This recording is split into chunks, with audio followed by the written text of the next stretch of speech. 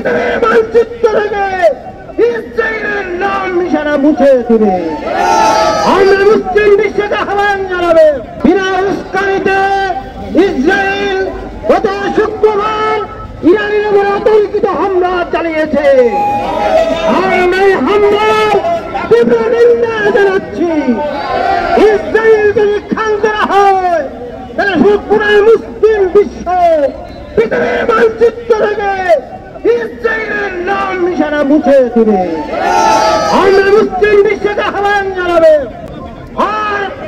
আর নয় বিরোধ নয়, ঐক্যবদ্ধভাবে ইসরায়েলের বিরুদ্ধে প্রতিবাদ প্রতিরোধ আন্দোলন গড়ে তোলে পৃথিবীর নাম নিশানা থেকে ইসরায়েলকে মুছে দিতে হবে।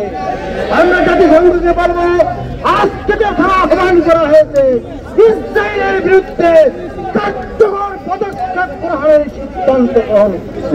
এই ইসরায়েলকে লালন পালন করে বরণ পোষণ দেয় আমেরিকা। গত 13 তারিখ আপনারা জানেন, একটি স্বাধীন সার্বভৌম রাষ্ট্র ইরানের উপরে তারা অতর্কিত হামলা চালিয়ে।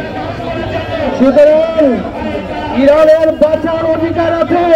স্বাধীন সার্বভৌমত্ব রক্ষা করার জন্য ইরান তার পাল্টা প্রতিবাদ করার অধিকার রয়েছে।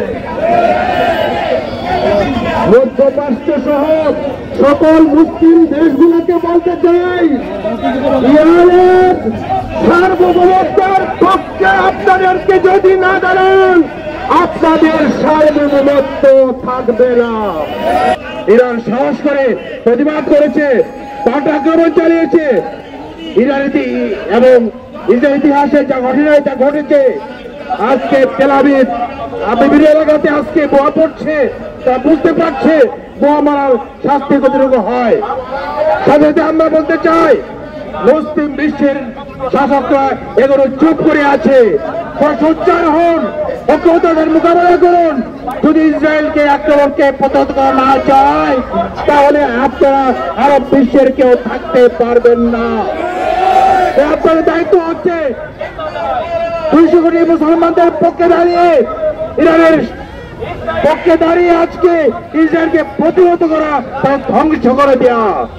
তার পাশাপাশি বলতে চাই, ট্রাম্প সাহেব বলেছেন 2 সপ্তাহের মধ্যে তার সিদ্ধান্ত নেবেন। তার স্পষ্ট করে বলতে চাই, এরা আক্রমণ শুধু আক্রমণ নয়, মুসলিমের সাথে আক্রমণ, মুসলিমরা সহ্য করবে না।